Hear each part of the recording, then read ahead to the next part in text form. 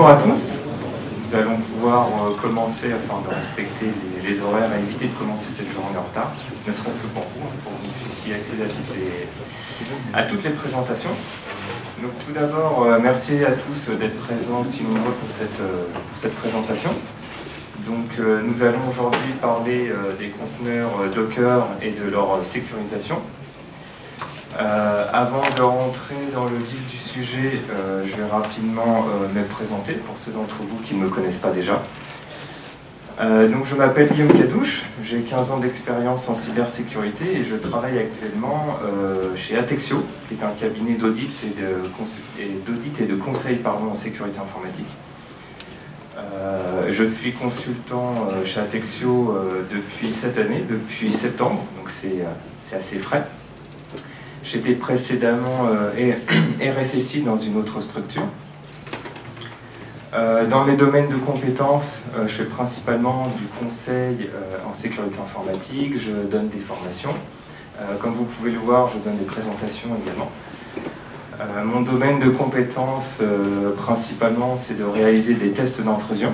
Donc si vous passez par Atexio pour faire réaliser des tests d'intrusion internes, externes, voire des red teams, je suis susceptible d'intervenir. J'ai 2 certifications en sécurité dite offensive, donc d'Offensive Security, l'OSCP, l'OSCE. Alors Offensive Security, pour ceux qui ne connaissent pas, ce sont les créateurs de Kali Linux, anciennement Backtrack. Ce sont également ceux qui font le site exploit-db.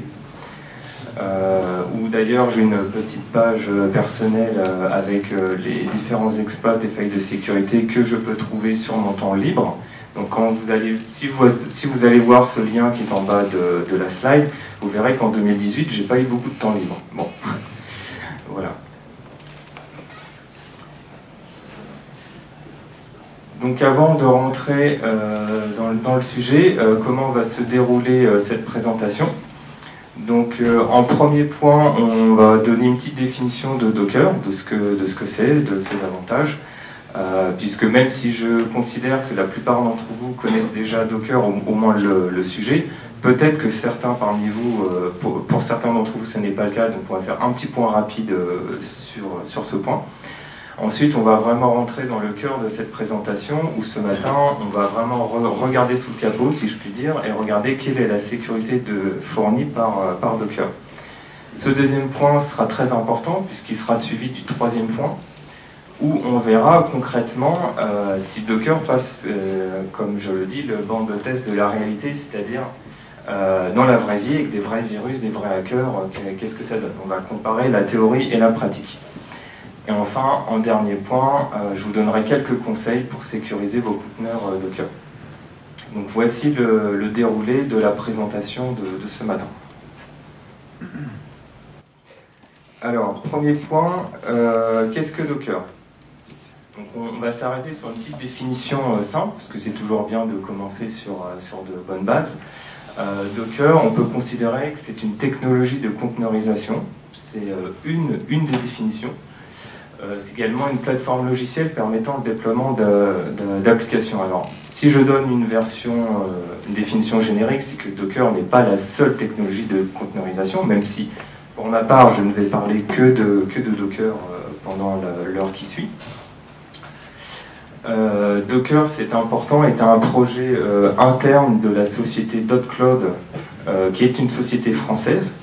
Donc, elle a été cofondée en 2008 par Solomon Hykes, qui a la double nationalité américaine et française. Donc si j'insiste sur ces points-là, en fait, parce que Docker, c'est une certaine fierté quelque part, a des gènes, a un ADN français. Même si aujourd'hui, bon, ça a largement dépassé nos frontières, évidemment. Docker est sorti des projets internes de .cloud et est devenu Docker, parce qu'avant il ne s'appelait pas Docker, par la suite. Et le code source de Docker a été rendu public en 2013, en mars 2013 précisément. Et c'est à partir de ce moment-là que la popularité de Docker a vraiment explosé. Parce qu'avant c'était un projet plus ou moins, enfin je ne vais pas dire anonyme, mais beaucoup moins connu, beaucoup moins populaire. Donc Docker est aujourd'hui très populaire. Je pense que ça ne vous a pas échappé. Maintenant, on peut se poser la question, pourquoi est-ce que Docker est populaire à ce point? Et c'est lié en fait aux différents avantages de Docker. Parce que Docker répond à des problématiques, il apporte des solutions. Donc dans les différentes solutions que Docker apporte, ces différents avantages, il y a déjà la portabilité des applications. Quelque part, ça apporte un petit peu la promesse pour le développeur de se concentrer sur son applicatif, de ne pas s'occuper du reste, et peu importe sur quel système le conteneur sera déployé, ça fonctionnera. C'est un petit peu un des gros avantages, plutôt que de dire je fais mon application sous Linux, mais si j'ai un client qui est sous Windows, du coup ça ne marche plus. On se dit plutôt je crée mon application dans le conteneur, et puis tous les clients, peu importe les systèmes d'exploitation qu'ils utilisent, pourront importer mon conteneur et faire tourner mon application. Donc il y a un gros avantage sur la portabilité.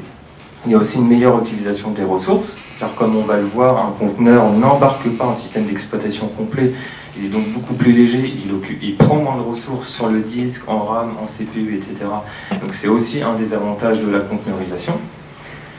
Le troisième et quatrième point qui, à mes yeux, sont liés, en fait, c'est que si tout le monde, globalement, majoritairement, utilise le même standard, là en l'occurrence Docker, ça apporte donc une standardisation qui permet beaucoup de choses. Déjà plus de documentation, une plus grande communauté derrière ce standard, plus d'aide donc, et ça permet du coup, en quatrième point, plus facilement de partager ces conteneurs Docker. Donc là en l'occurrence, il y a une plateforme Docker Hub qui existe, qui n'est pas obligatoire, qui n'est pas mandataire pour s'échanger des Docker, mais on peut passer par ces plateformes. Et le point aussi qui va nous intéresser, c'est qu'il y a beaucoup de fonctionnalités de sécurité natives dans Docker, comme on va le voir par la suite. Donc ces ensembles d'avantages font que Docker est devenu de plus en plus populaire, même s'il reste encore beaucoup de choses à faire.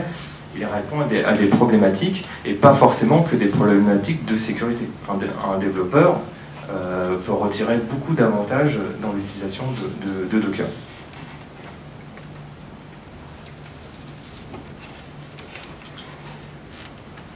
Alors, par qui utilise Docker? Alors, beaucoup de monde, je ne vais pas pouvoir citer tout le monde, tout du moins pour ce qu'on peut trouver sur Internet, hein.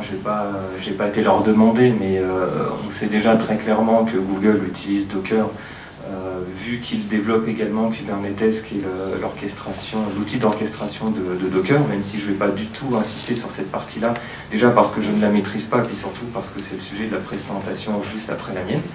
Donc quelqu'un viendra parler de Kubernetes après. Plein de grandes entreprises. Donc là aussi, on trouve sur Internet que les entreprises ont utilisé. Alors l'utilisent-elles encore? On peut supposer que oui, mais je n'ai pas été leur demander.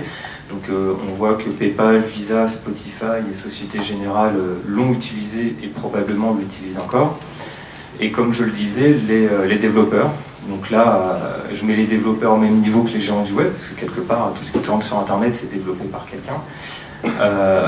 Donc tout simplement parce qu'on peut très bien créer un conteneur, on va dire la version 1.0 de son application. Je crée la version 1.1, donc je crée un autre conteneur qui n'est pas en production, donc que je peux tester. Une fois que je valide que tout va bien, mon conteneur en version 1.1, je décide que c'est la production. Donc c'est également très utile pour faire du test en développement.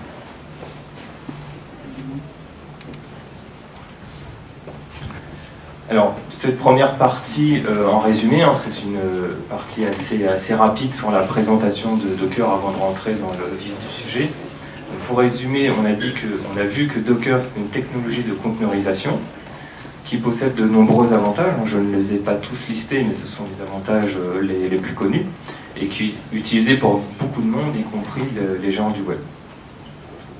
Donc voilà pour cette petite partie 1, et on va pouvoir passer sur la partie qui nous intéresse, à savoir la sécurité de Docker. Donc dans cette partie-là, on va voir la sécurité de Docker vue sous différents angles, et on va voir ce que ça donne. Alors, premier angle de vision, c'est l'angle de l'isolation.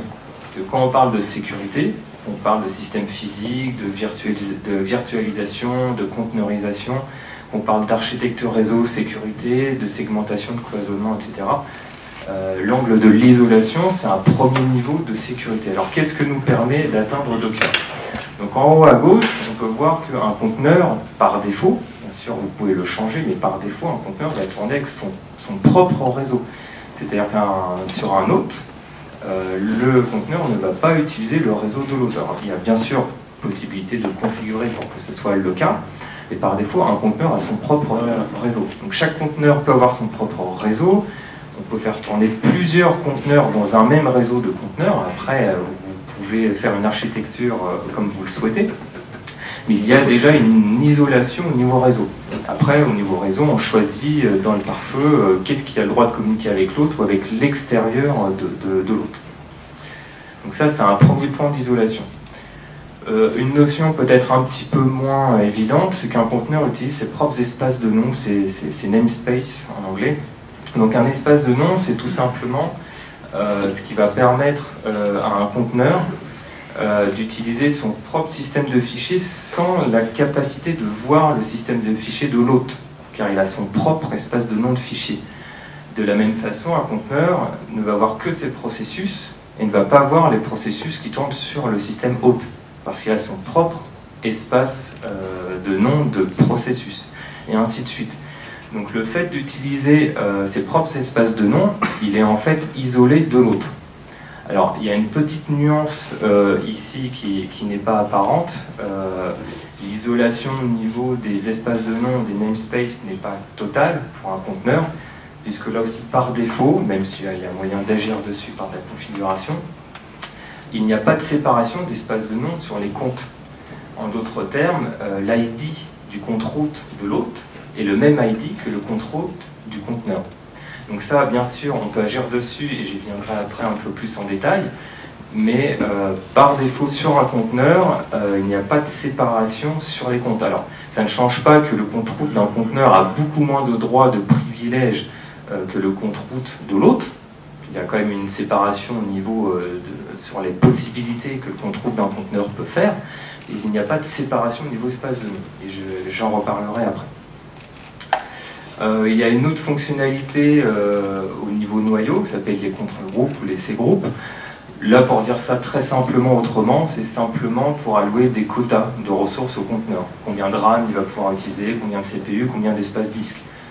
L'intérêt des C-groupes, c'est simplement si vous avez un conteneur qui se met à boucler ou qui se fait attaquer, qui ne prenne pas toutes les ressources, créant ainsi un déni de service sur l'autre qui tourne en dessous. Alors, au niveau isolation, le seul endroit, je dirais, où le bas blesse un petit peu pour les conteneurs, c'est que, comme je l'ai dit tout à l'heure, je l'ai mentionné brièvement, un conteneur n'embarque pas un système d'exploitation complet. Donc s'il n'a pas de système d'exploitation, il n'a pas de noyau, et comme on ne peut pas fonctionner sans aucun système d'exploitation, le conteneur forcément se repose sur le système d'exploitation de l'hôte. Il va donc partager le noyau de l'hôte, contrairement à une machine virtuelle, comme on va le voir juste après.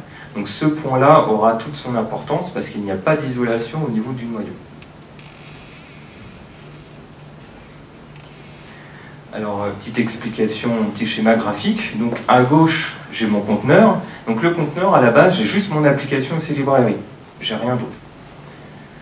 Donc comme je n'ai rien d'autre pour fonctionner, j'ai besoin de Docker qui lui est installé sur le système hôte, qui est juste en dessous. Docker n'est pas installé dans le conteneur. Et du coup, c'est le système hôte qui partage son noyau avec le conteneur. C'est la principale différence avec une machine virtuelle que vous pouvez voir sur la droite, qui en plus de l'application et des librairies, va embarquer un système d'exploitation invité et va donc embarquer son propre noyau. En dessous, du coup, il faut quand même un hyperviseur pour faire fonctionner une machine virtuelle, mais c'est la principale différence avec un conteneur. Donc ce schéma-là, il faut bien l'avoir en tête pour ce qui va suivre, parce que du coup, ce point-là, ce partage du noyau avec l'autre, va faire que justement, peut-être, il y aura certaines problématiques par la suite.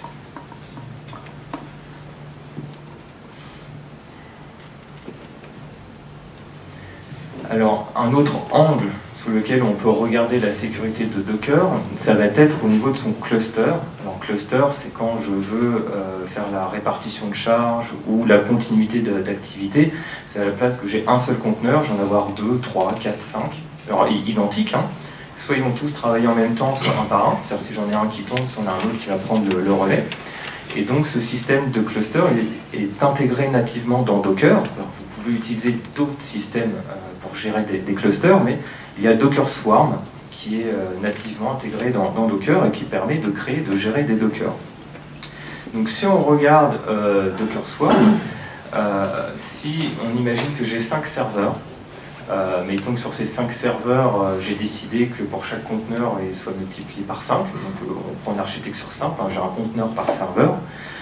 J'ai dit tout à l'heure qu'un conteneur avait son propre réseau par défaut. Donc si c'est 5 fois lui-même, ces 5 conteneurs vont devoir communiquer ensemble dans leur réseau. Du coup, sans rien faire, il y a un réseau overlay qui est créé. Donc le réseau overlay, c'est simplement ce qui englobe en fait les 5 serveurs. Il ne va y avoir que ce compteur dedans, il est chiffré nativement en AES. Et ça, sans action particulière de ma part. Donc ça, c'est plutôt pas mal, parce que je ne connais pas beaucoup de solutions logicielles qui vont chiffrer le réseau, clairement. Ce qui est sympa aussi, c'est que quand on commence à avoir de la gestion de clusters, de bases de données ou autres, il y a une gestion de secrets à avoir, de mots de passe, hein, typiquement, ou de certificats. Et la base de données du Docker Swarm, du cluster, par défaut, est chiffrée. Donc c'est stocké de façon chiffrée. Ce qui permet d'y faire référence sans mettre de mot de passe en clair dans des fichiers de configuration Docker. Donc ça, c'est plutôt sympa aussi. Et ce qui est pas mal aussi, c'est la notion de worker and manager. Donc là, sur mes 5 serveurs, les 5 ne vont pas avoir le même rôle. En réalité, je peux avoir par exemple 2 managers qui vont gérer un petit peu tout ça, et je vais avoir 3 workers qui eux vont faire que de faire tourner du conteneur. Ça va être leur rôle, et les workers et managers communiquent par défaut, là aussi, en TLS. Alors on peut booster encore la sécurité en incorporant ses propres certificats, mais je trouve qu'on peut voir assez facilement que la gestion de clusters native à Docker, Docker Swarm, est par défaut chiffrée un petit peu partout, sans configuration particulière. Donc on démarre son projet, on est chiffré un petit peu partout par défaut. Donc ça, sous cet angle de vue, c'est plutôt sympa.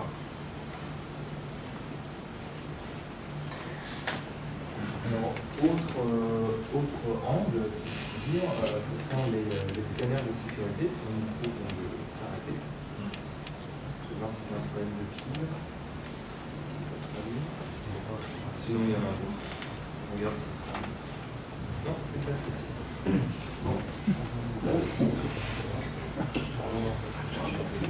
Sinon, je vais parler.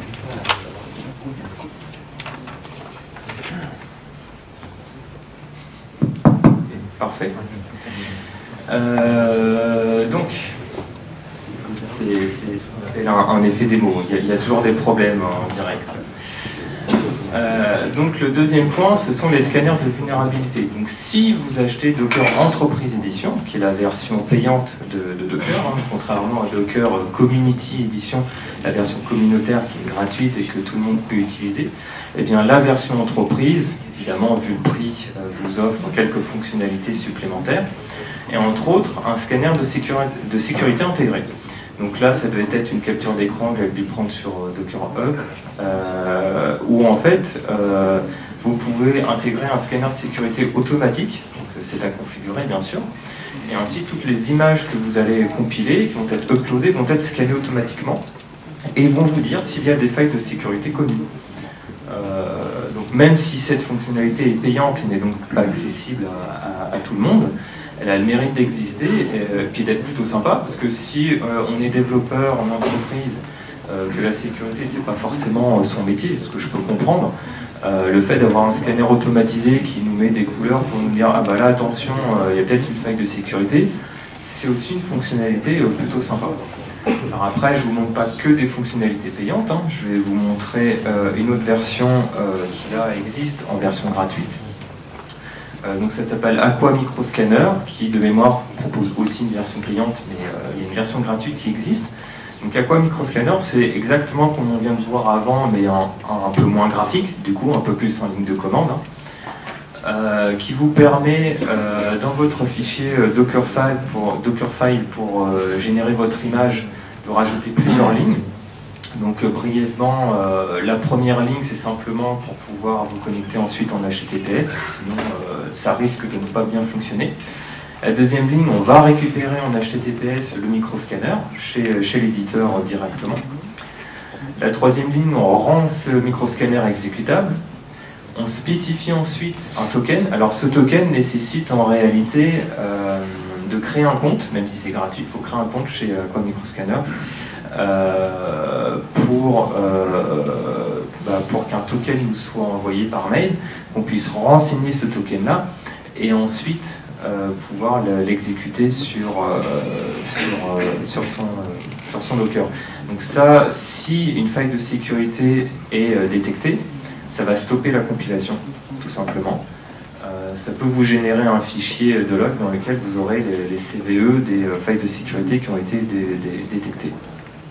Donc c'est une façon moins graphique, peut-être un peu moins pratique, mais gratuite, de réaliser la même chose qu'avec Docker Entreprise Edition.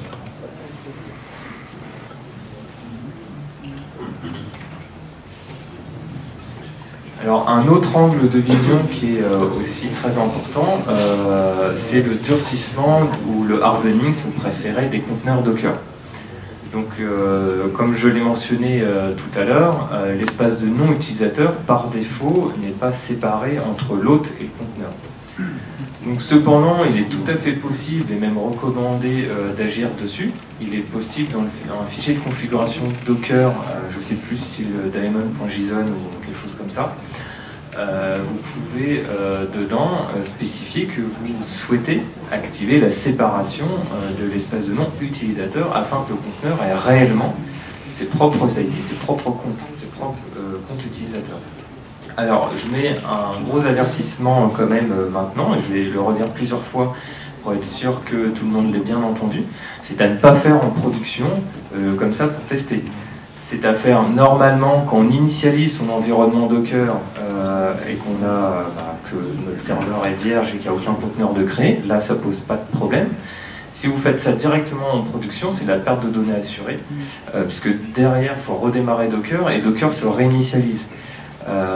Donc je ne sais plus si c'est les conteneurs qui les réinitialisent entièrement, mais je crois qu'au niveau des volumes de données, c'est effacé, tout simplement. Donc ça ne veut pas dire qu'on ne peut pas le faire en prod. Ça veut juste dire que si vous avez déjà tout qui est en prod, ça veut dire déjà premièrement le tester sur une maquette avant le test, toujours évidemment. Deuxième point, c'est faire des sauvegardes de ces données, des conteneurs, de la conf, des serveurs, et tester sur un serveur avec un conteneur de test à part ce qui se passe. Et si vous l'activez a posteriori, il y a de la perte de données. Donc après, ça se fait, hein, je l'ai déjà testé. Je crois que j'avais perdu les données des volumes que j'ai recopiées dans le volume et je suis reparti et j'ai pas eu de soucis. Là où il peut y avoir des soucis, c'est que si vous avez des conteneurs qui se reposent vraiment de façon très spécifique sur les droits des fichiers à l'intérieur de vos conteneurs, voire sur les ID des comptes, là du coup il y a un changement d'ID de compte, peut-être que votre application va moins bien fonctionner. Donc c'est vraiment plutôt quelque chose à activer à l'initialisation, je dirais, de votre environnement Docker.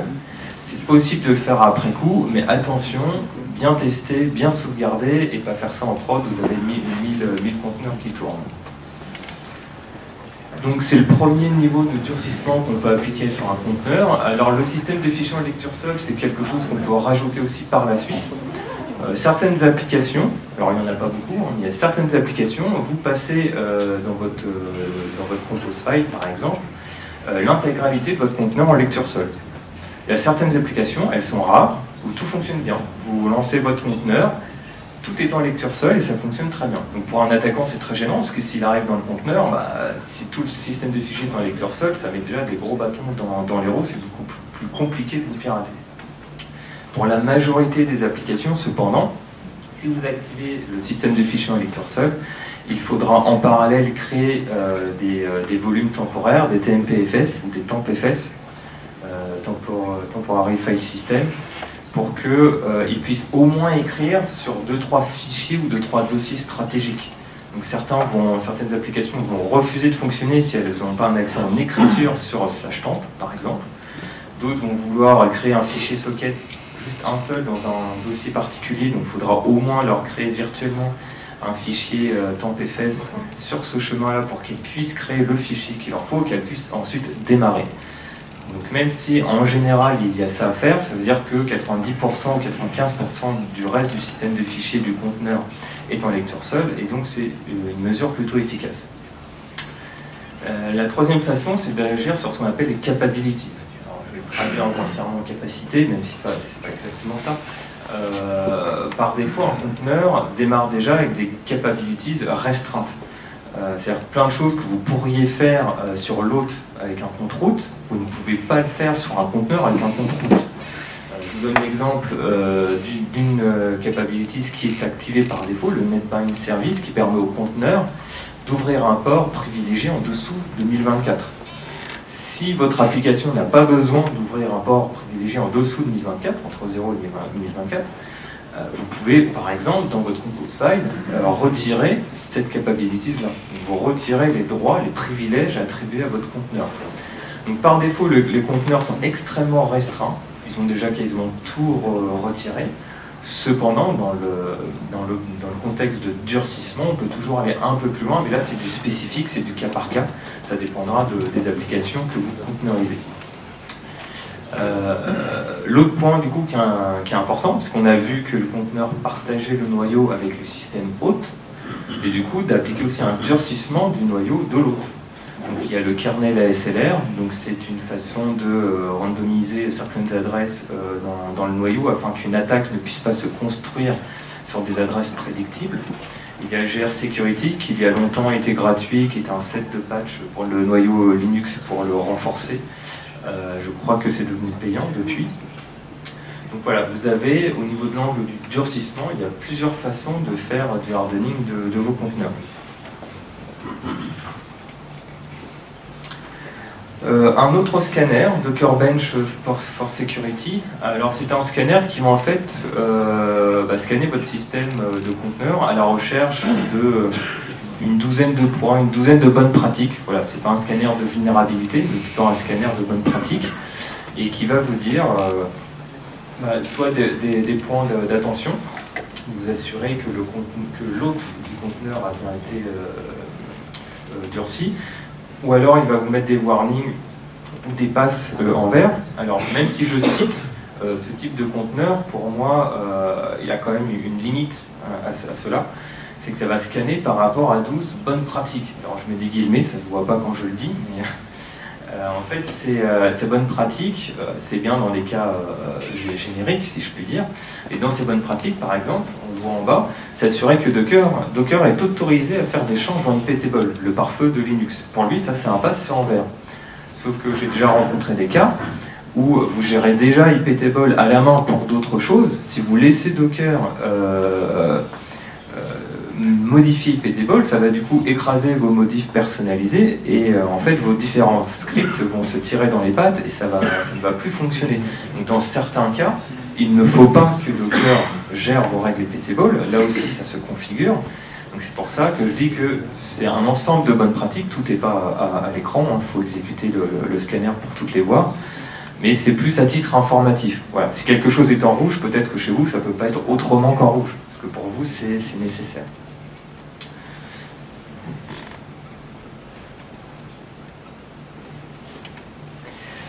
Le choix d'OS pour le conteneur. Pour le moment, on a comment dire, le choix d'OS pour pour construire l'image. Voilà. S'il n'y a pas de système d'exploitation dans le conteneur, à proprement parler, il n'y a pas de noyau, mais l'image du conteneur est quand même basée sur un système d'exploitation. Donc là, moi, je vais vous recommander plutôt Alpine Linux. Alors quand c'est possible, toutes les applications ne peuvent pas fonctionner sur Alpine Linux. Alpine Linux, c'est un système d'exploitation qui a une image pour les conteneurs de faible taille qui fait que 5 mégas. Alors je vous ai mis Ubuntu à côté qui fait 188 mégas. Alors à savoir que ça n'est pas aussi catastrophique que ça en a l'air, parce que si vous avez 50 conteneurs Ubuntu, vous n'allez pas prendre 50 fois 188 mégas d'espace, vous n'allez prendre qu'une seule fois 188 mégas d'espace et le reste, l'image sera réutilisée. Donc c'est pas aussi catastrophique que ça en a l'air d'avoir un conteneur qui prend un petit peu d'espace. Néanmoins, voilà, savoir que Alpine Linux ne prend que 5 mégas. Du coup, sa surface d'attaque est plus restreinte. Pour ne peser que 5 mégas, il faut avoir beaucoup moins de paquets d'installer. Donc qui dit moins de paquets d'installer dit potentiellement moins de vulnérabilité, donc surface d'attaque plus restreinte. Et c'est basé sur LibreSSL et non OpenSSL. Alors là, c'est purement subjectif. Pour moi, LibreSSL est plus sécurisé qu'OpenSSL. Vous avez le droit de ne pas être d'accord. Pour la petite histoire, LibreSSL est un fork d'OpenSSL, a été créé par l'équipe d'OpenBSD à l'époque de Heartbleed, donc la grosse faille OpenSSL qui a touché tout le monde. L'équipe d'OpenBSD a décidé que dans OpenSSL, il y avait beaucoup de codes qui étaient obsolètes, qui étaient anciens, qu'on gardait par raison de rétrocompatibilité, mais qui n'étaient pas du tout sécurisés. Et que dans les pratiques, même dans la librairie OpenSSL, il n'y avait pas de bonnes pratiques sécurisées. Donc ils l'ont forqué, ils ont retiré beaucoup de code, ils ont modifié le reste, mais pas tout, potentiellement. Peut-être que demain, il y aura une faille qui touchera OpenSSL, mais pas LibreSSL, ou une autre faille qui touchera les deux. Parce que LibreSSL reste en forme d'OpenSSL. Alors, pourquoi utiliser Alpine Linux parce qu'il a une bonne résilience du coup contre certaines failles. Donc Shellshock, première faille dont je souhaite parler, qui a touché Bash. Donc Bash, c'est avant tout dans Linux, mais pas exclusivement. Même des OS de type BSD peuvent utiliser du Bash. Par défaut, sur Alpine Linux, c'est du H, c'est pas du Bash. Donc si vous avez soudainement demain une faille de sécurité qui touche Bash et donc tous les Linux, Alpine Linux ne sera pas touché. Heartbleed, dont je viens de parler, qui a touché OpenSSL. Donc là, il n'y a pas de garantie qu'une faille touchant OpenSSL ne touchera pas LibreSSL, mais sur le principe, c'est tout à fait possible. Et enfin, une autre faille qui s'appelait Ghost, qui a touché la bibliothèque glibc et notamment de mémoire, c'était la fonction getHostByName pour faire des résolutions DNS, qui permettait de l'exécution de code à distance. Eh bien, Alpine Linux n'utilise pas glibc, utilise muzzle libc. Donc ça ne veut pas dire qu'il ne peut pas y avoir de failles de sécurité sur ces autres composants, mais si vous faites un historique des failles de sécurité qui sont sorties, il y en a beaucoup plus sur Bash, OpenSSL et glibc. Donc pour faire un petit résumé de cette deuxième partie, si on regarde la sécurité intrinsèque de Docker, parce que là, je n'ai pas configuré grand-chose, on a une bonne isolation par défaut, même si ce n'est pas le cas pour le noyau. On a du chiffrement par défaut sur Docker Swarm, quand on fait un cluster, donc ça c'est plutôt sympa. On a des scanners de sécurité payants et gratuits, donc on en a plusieurs en option. Il y a moyen assez facilement dans le Docker Compose File de faire du durcissement de conteneurs. Il y a vraiment plein d'exemples sur internet, donc après c'est du cas par cas. On a un petit scanner de bonne pratique et on peut utiliser Alpine Linux. Et si on combine tout ça, je trouve honnêtement que par rapport à plusieurs autres solutions logicielles, on a une bonne sécurité par défaut et c'est plutôt pas mal fait. Donc si j'arrêtais la présentation maintenant, en disant bon bah voilà c'est terminé, c'est pas le cas, hein, restez là. Ça pourrait être super vendeur, on pourrait se dire bah Docker c'est super sécurisé. Je pourrais être approché par le service marketing de Docker qui pourrait chercher à m'embaucher, je n'en doute pas. Si on s'arrête là, Docker ça a l'air franchement super. Sauf que c'est pas forcément si simple que ça. Et on va regarder ensemble ce qui se passe dans la réalité. Et normalement, c'est la slide suivante. Voilà. Dans la vraie vie, ça donne quoi? Parce que là, en fait, je vous ai beaucoup parlé de théorie. Et donc, pour ce troisième chapitre, j'ai décidé d'appeler un expert, donc il ne peut pas être avec nous aujourd'hui. Il est retenu aux États-Unis, mais on devrait le voir sur l'écran si la technique fonctionne bien. Donc je m'appelle un expert qui, lui, est passé expert dans l'évasion. Donc vu que là, on va voir comment s'échapper d'un conteneur, on va voir comment est-ce qu'on peut faire ça. Donc j'appelle à la barre, si je puis dire, Michael Scofield. Donc pour ceux qui ne connaissent pas cet expert en évasion, c'est quelqu'un qui adore être emprisonné juste pour le plaisir de s'échapper. Donc on va voir ça avec lui, ce qu'il en pense. On va voir comment on peut s'échapper d'un conteneur. Donc avant de voir comment on s'échappe d'un conteneur Docker. Je fais durer un petit peu le suspense volontairement. Je vais d'abord faire un petit détour par FreeBSD, parce que FreeBSD a quelque chose d'intéressant, c'est qu'il a des conteneurs depuis 2000, ça s'appelle des jails, c'est natif aussi sous FreeBSD. Donc FreeBSD, c'est un système d'exploitation de type BSD, donc le noyau de FreeBSD n'a rien à voir avec un noyau Linux, attention. Par contre, ça reste un système d'exploitation de type Unix. Vous faites un ls sous FreeBSD, ça vous lisse les répertoires comme sous Linux. Donc FreeBSD a des jails depuis 2000. Donc si je prends cet exemple-là, c'est que du coup, les jails existent depuis plus longtemps, depuis 18 ans. Docker est beaucoup plus jeune à côté. Et on voit que sur 18 années, bon, je n'ai retenu que 3 failles. Jusqu'à l'année dernière, il y avait encore des failles critiques. Donc j'en ai retenu 3. Une première faille pour laquelle je ne pourrais pas vous donner le score CVSS que j'avais noté en note, mais c'est les joies de la démo, on m'a donné un viewer et pas un PowerPoint complet, donc je n'ai pas accès à mes notes, mais ce n'est pas grave. Donc la première faille qui avait un score CVSS inférieur aux 2 failles du dessous qui permettait à une jail d'accéder aux autres jails, donc du coup on cassait l'isolation, même si on n'accédait pas à l'autre, on n'est pas censé à partir d'un conteneur d'accéder aux autres conteneurs. La deuxième faille, toujours en 2004, qui permettait à une jail de manipuler la table de routage de l'hôte. Donc là, pour le coup, j'atteins vraiment l'hôte, je casse l'isolation de mon conteneur.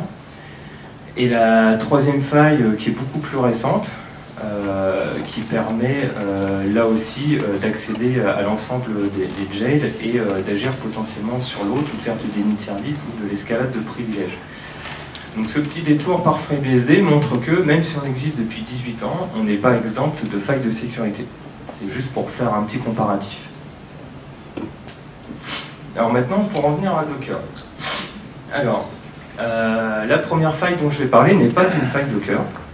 J'insiste bien, c'est une faille du noyau Linux de type Rise Condition. Cette faille-là, qui est sortie en 2016 et qui, comme beaucoup de failles, a eu le droit à un joli nom avec un petit logo et voilà, un petit peu de marketing, s'appelait Dirtyco, donc une faille Linux, pas Docker. Sauf que si l'hôte partageant son noyau avec le conteneur, eh bien, certaines personnes ont montré assez facilement qu'il était possible, depuis un conteneur Docker, eh bien, d'atterrir sur l'hôte en route, avec tous les droits, en exploitant cette faille. Et ce, peu importe sur quel OS vous avez basé l'image de votre conteneur, là c'était bien une faille de sécurité sur le système hôte en dessous du conteneur. Donc il est possible d'exploiter Dirtyco pour se retrouver, pour s'échapper du conteneur. Voilà. Donc ça c'est... si on avait jusque-là pu avoir l'impression qu'il n'était pas possible de s'échapper d'un conteneur, et on peut voir que finalement ce n'est pas le cas. Deuxième exemple, très récent, ce qui date de cette année, le Docker, ça peut aussi tourner sous Windows. Alors sous Windows, comme ça ne peut pas tourner nativement comme sous Linux, il faut des composants tiers pour faire fonctionner Docker. Il y a une faille de sécurité dans ces composants tiers qui permettait, alors via un scénario qu'on jugera plus ou moins réaliste, moi je trouve que oui, qui était un pirate qui construit une image malveillante, la partage et attend qu'un admin récupère son image et la lance en tant que conteneur sur sa machine. Du coup, en exploitant cette faille, ça permettait d'accéder au système de fichiers hôte et potentiellement d'exécuter du code à distance. Donc une faille très critique également sur la plateforme Windows cette fois-ci, pas sur Linux. Troisième exemple, jusque-là on a vu des failles au niveau du noyau ou des failles dans les composants utilisés par Docker. D'ailleurs pour la faille précédente il y a un correctif du côté de Windows et du côté de Docker, il y a un double correctif. Troisième point, même si on n'a pas, même sans les failles de sécurité, on peut avoir des erreurs de configuration de son conteneur. Alors je ne sais pas pour quelle raison faire ça, mais ça existe. On peut très bien décider de mapper le fichier socket de Docker, donc de l'hôte, dans le conteneur, ce qui est une très mauvaise idée. Parce que derrière ce fichier socket, en fait, sur l'hôte, c'est un process Docker qui tourne avec les droits root. Donc si on arrive à abuser de ce fichier socket, comme il y a un exemple là sur le lien que je donne en source, eh bien on peut réussir à accéder au système de fichiers de l'hôte. Donc là c'est un scénario qui est donné, hein, où le pirate exploite une faille de sécurité applicative de l'applicatif qui tourne dans le conteneur. Bon là c'est un exemple qui était donné avec Sandbach, mais c'est peut-être autre chose. Ensuite dans le conteneur on installe Docker, le client, et ça nous permet ensuite d'accéder au système de fichiers hôte. Donc, si vous voulez plus de détails, vous pourrez, la présentation sera disponible sur internet très rapidement. Vous pourrez aller voir le blog en question. Donc il est important de voir qu'on peut s'échapper d'un conteneur au moins de 3 façons différentes. Ce ne sont pas les 3 seules qui existent, mais c'est faille de sécurité dans le noyau hôte, faille de configuration ou faille de sécurité dans un composant sous-jacent utilisé par Docker, par exemple sur Windows.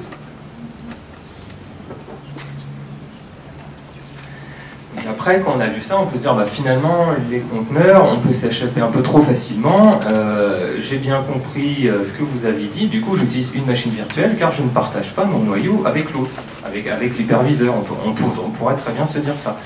Sauf qu'en fait, ça ne marche pas non plus, car je vous ai donné un petit lien Wikipédia qui liste beaucoup de failles de sécurité touchant à l'isolation de plusieurs méthodes de virtualisation. Donc je ne vous en ai listé que les plus connus, il y en a beaucoup plus sur ce lien-là.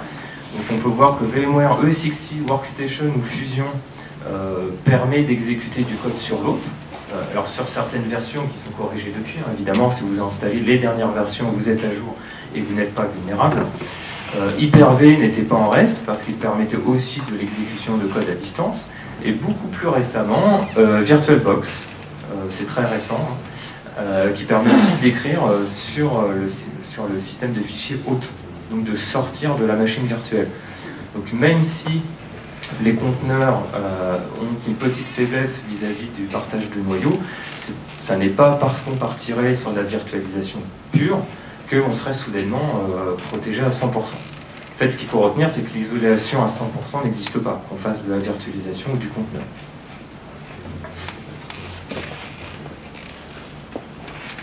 Alors ensuite, on peut très bien se dire, bon bah oui, là c'est très bien, on a vu plein de façons de s'échapper, mais pour s'échapper, encore faut-il que je sois rentré dans le conteneur à un moment donné. Dans l'ordre des choses, ça se fait plutôt comme ça.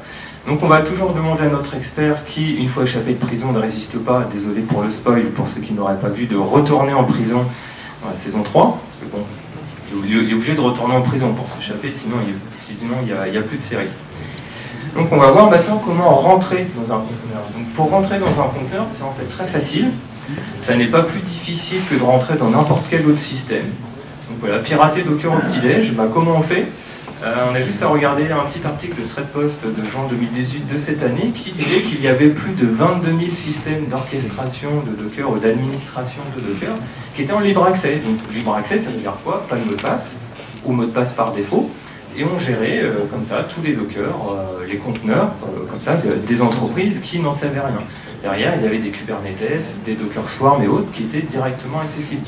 Donc que ce soit Docker ou pas, si votre système d'administration est exposé à Internet sans mot de passe, forcément, à un moment donné, ça ne va pas bien se passer. Beaucoup plus récemment, et j'ai dû modifier la slide juste avant la présentation, il y a une dizaine de jours, une faille très critique dans le système d'orchestration de Google, Kubernetes, avec un score CVSS quasiment de 10, quasiment au maximum, qui permet d'une part à un utilisateur authentifié de devenir administrateur de toute la solution Kubernetes, mais également à un utilisateur non authentifié de réussir à s'authentifier et donc du coup en 2 temps à devenir administrateur. Donc une faille très critique, si vous avez du Kubernetes évidemment il faut patcher. Tout ça pour dire que conteneur ou pas, il faut sécuriser l'accès tout simplement, c'est page d'administration. Les conteneurs, de par leur isolation, ne vont pas vous apporter de protection supplémentaire vis-à-vis de ce point. Donc en résumé, sur la partie 3, on a vu que les conteneurs ne sont pas invulnérables, ne proposent pas d'isolation en 100%, d'ailleurs ça n'existe pas, même les machines virtuelles ne permettent pas de le faire. Et que l'apport de la sécurité ne dispense pas de sécurité de l'accès à ces systèmes.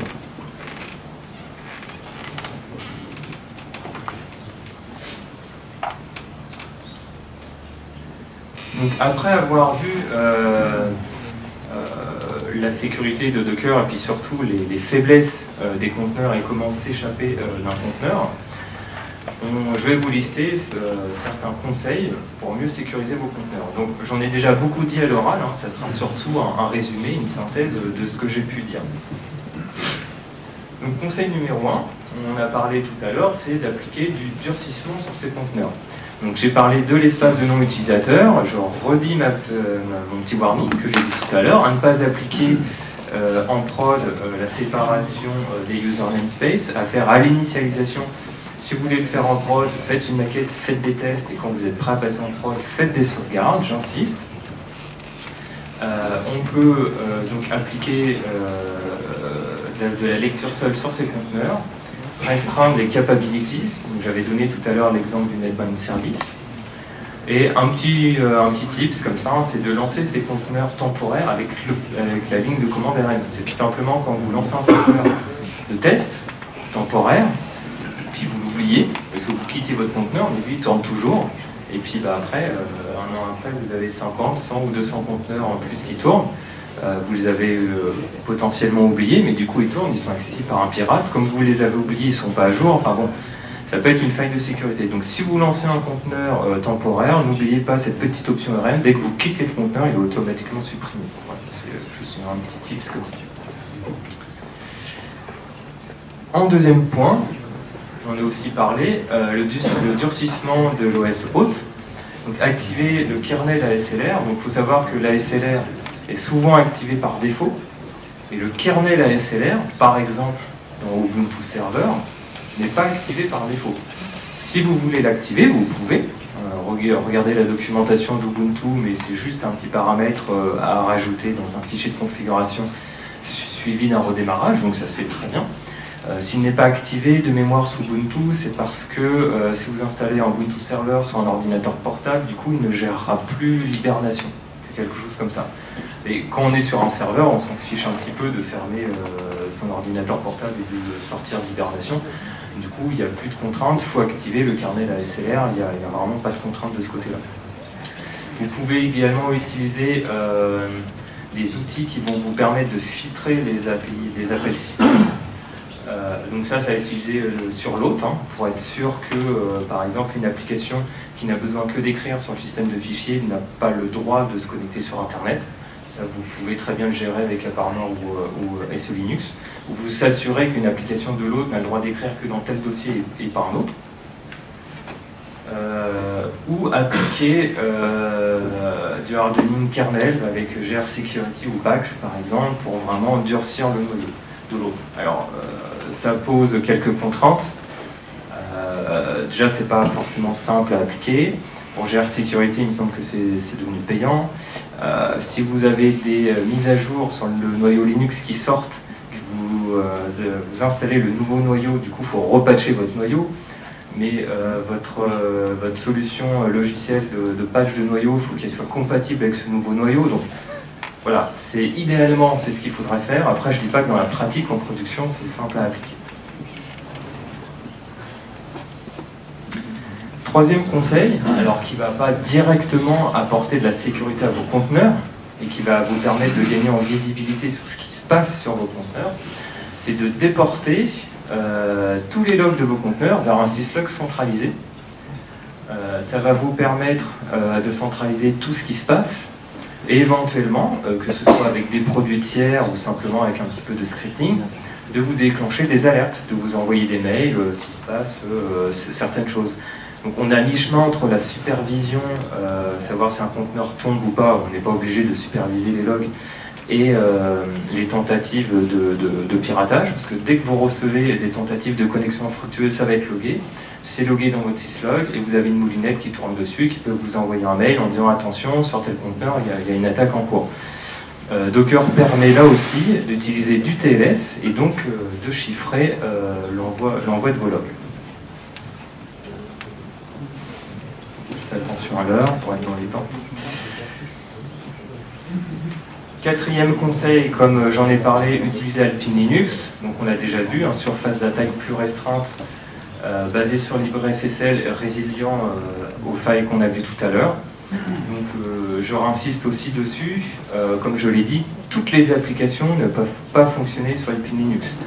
Un exemple tout simple sur le principe, vous avez un conteneur Ubuntu, vous faites un apt-get ou un apt-install, enfin vous installez votre paquet, vous allez dans Alpine Linux, d'ailleurs c'est pas du apt, ça m'échappe mais ça va me revenir, vous voulez installer votre paquet, il n'est pas dans les dépôts d'Alpine Linux, peut-être qu'il n'est pas assez populaire, la liste de dépôts d'Alpine Linux n'est pas aussi étoffée qu'une Debian, une Red Hat ou une Ubuntu. Donc peut-être que votre application n'existe pas. Alors certains contournent ça en compilant quand même malgré tout une image Alpine Linux, en téléchargeant les sources, en compilant leur application. Moi perso, j'aime pas trop au niveau du maintien dans le temps de l'application des patchs de sécurité, mais c'est quelque chose qui peut se faire. Cinquième conseil, comme on l'a vu sur la slide sur pirater Docker Optilège, ne pas exposer Internet si cela n'est pas nécessaire. Ça peut tomber sous le sens, mais ça ne tombe pas sous le sens pour tout le monde. Donc ça veut dire que si nous, on a besoin d'accéder à son interface d'administration, mais en interne, qu'elle n'a pas besoin d'être exposée à Internet, ne l'exposez pas à Internet. Si vous devez absolument vous connecter à votre interface d'orchestration Docker depuis chez vous ou en déplacement, en nomadisme, donc vous avez besoin depuis Internet d'y accéder, ça ne signifie pas que vous devez exposer votre interface d'administration à Internet. Peut-être qu'avec un VPN, par exemple, vous pouvez vous connecter de façon chiffrée et sécurisée à votre entreprise, et via ce tunnel VPN, vous connectez ensuite en interne à cette interface d'administration. Après, si vraiment vous devez exposer votre interface d'administration, je ne vous dis pas qu'il ne faut pas le faire, du coup, faites-le, si vous n'avez absolument pas le choix. Dans ces cas-là, pensez bien à modifier les mots de passe par défaut, à mettre des mots de passe forts. Si possible, utiliser de l'authentification forte, avec des petites clés, des petits tokens physiques pour avoir une vraie authentification. Et puis d'effectuer une veille sécuritaire et d'appliquer les mises à jour. Comme on l'a vu tout à l'heure, il y a un patch, il y a une faille de sécurité très critique sur Kubernetes il y a 10 jours. Kubernetes est très utilisé. Donc dès qu'il y a un patch, dès qu'il y a une faille de sécurité, il faut avoir un système en place pour être prévenu très rapidement, et pas une semaine après, parce que peut-être que votre système, surtout s'il est exposé sur Internet, il est déjà piraté, c'est trop tard.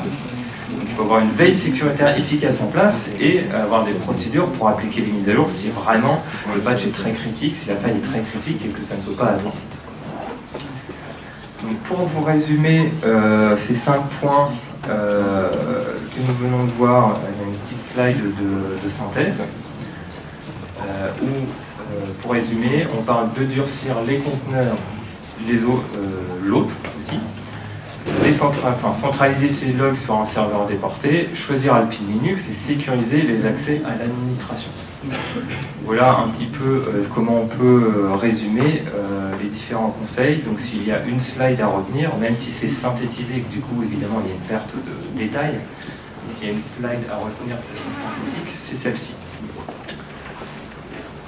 Alors va venir maintenant la slide la plus difficile pour moi, la conclusion, parce que du coup à la fin de cette présentation, on peut dire oui mais alors du coup Docker c'est sécurisé ou c'est pas sécurisé?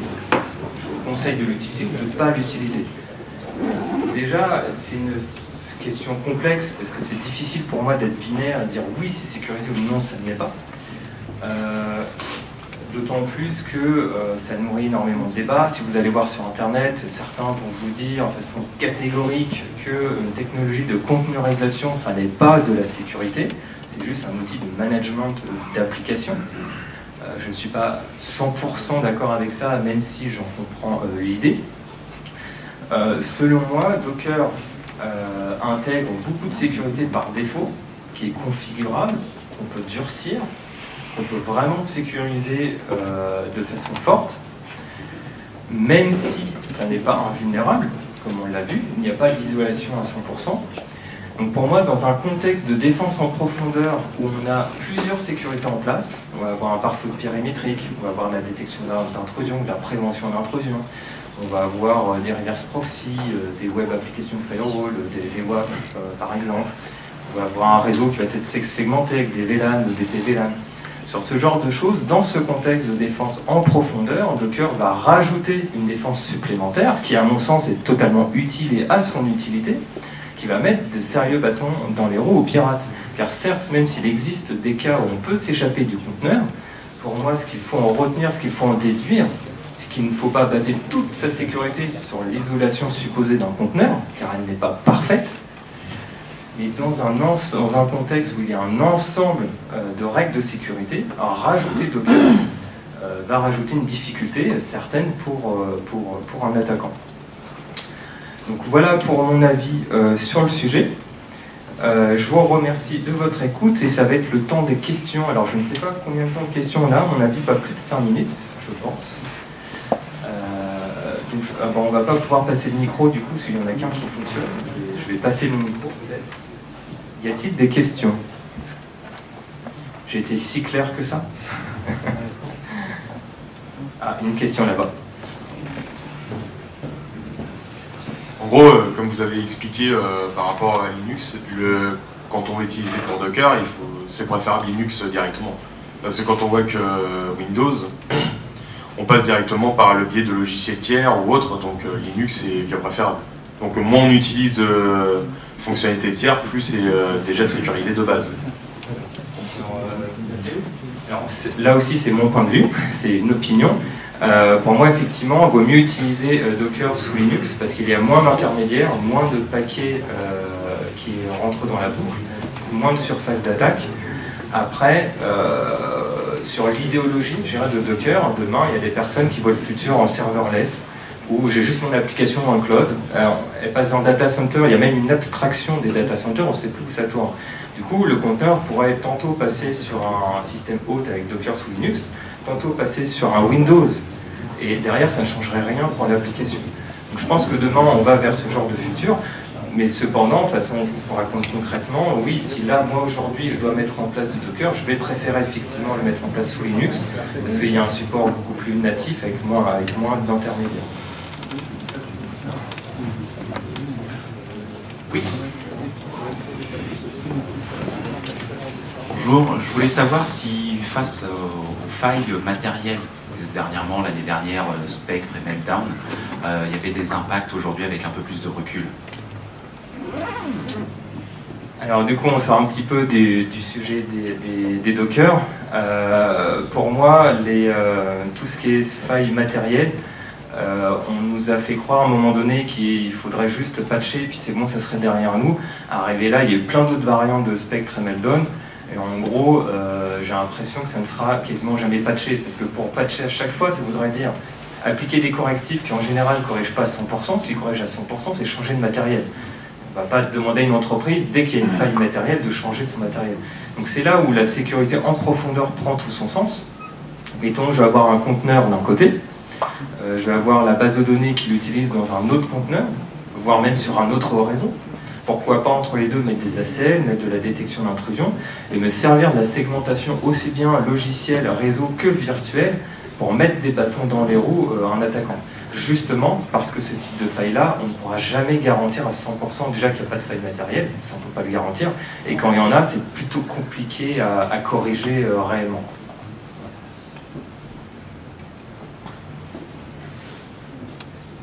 On a encore le temps pour une petite question, une ou deux.